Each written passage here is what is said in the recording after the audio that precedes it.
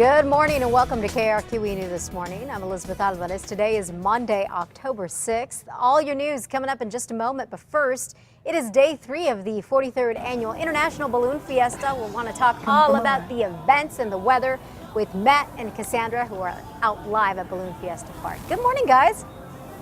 Good morning, Liz. We're jamming out to Land Down Under. Some kind of song they're playing over the speakers. But hey, let's get to some really good news. Let's start off with this. Dawn Patrol is now a go. Yep. You just tweeted it. You beat me to it. All right, let's take a look. The balloons for Dawn Patrol, they're starting to do a cold inflate. Things are dramatically getting better. Really, in just the last 5 or 10 minutes out here at the pilot's briefing, the Balloon Fiesta officials said the winds aloft have called down a little bit. They set up a pie ball literally 4 minutes ago. There's one of the zebras. They're going to be out here, and these balloons, should be getting off the ground in, anywhere from 5 to 10 minutes now, Cassandra? Oh my gosh, this is fantastic. And just like you said, Matt, the winds definitely have improved. They are they just sent up that last pie ball. Great news with the upper level winds. So like we mentioned, the Dawn Patrol is a go now this morning, and hopefully we get the launch of all the balloons on time this morning. Absolutely. They'll probably be making that decision coming up in the next half hour or so. Of course, as soon as we find out about it, we'll let you know. There's a much wider shot of some of the balloons out here. It really is a gorgeous morning, Cassandra. That's right. Here's a look at some of the weather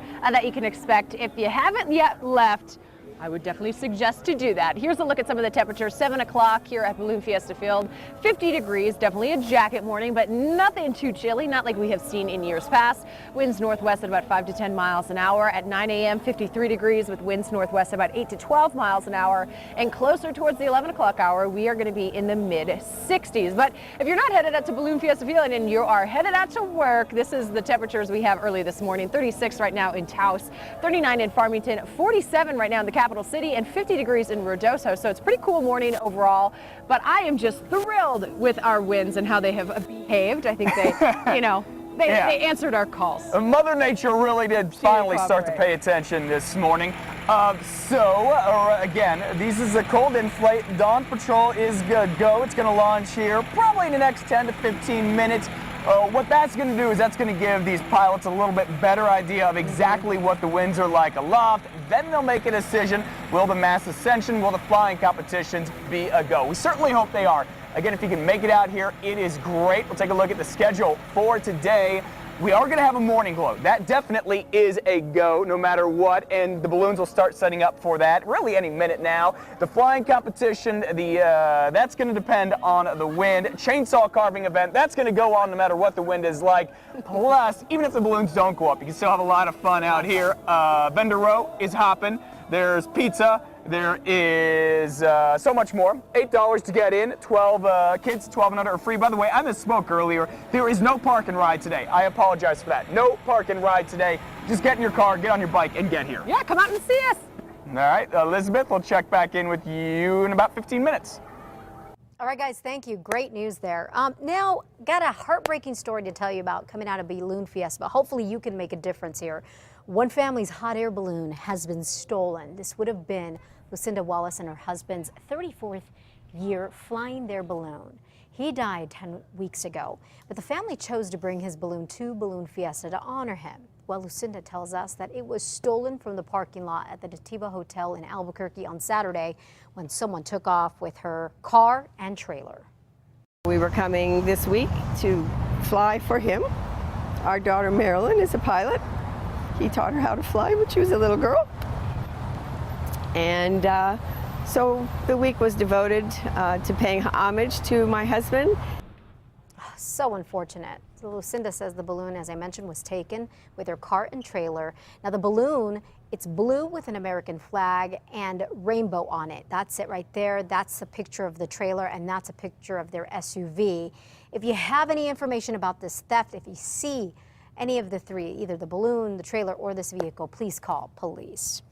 Be sure to keep it right here for all coverage on the Balloon Fiesta. We have everything you need to know throughout the morning and throughout the day. We've got a special live show for you on 2 Casa this morning. Matt Morrow and Chad Brummett will be live on the field. Cassandra will also be there for our Balloon Fiesta special show. It starts at 7 during the flying competition. We're still waiting to find out whether or not that's a go. The good thing is that the weather is improving. That is great news. We'll also be streaming our Balloon Fiesta special live from 7 a.m. to 9 a.m. at KRQE.com. 6:33 is now the time. The organizer of a program promoting sex education at the University of New Mexico recently is blasting campus officials for apologizing about the event. The event was known as Sex Week. It was last week at UNM. Hunter Riley, an organizer, is upset with the Vice President for Student Affairs for coming out and apologizing for the seminars that were given last week, saying that the seminars were sensational topics and controversial. UNM received several complaints about the workshops, which they say focused on how to have better sex. Hunter is now asking people to sign a petition that shows support for future Sex Week events.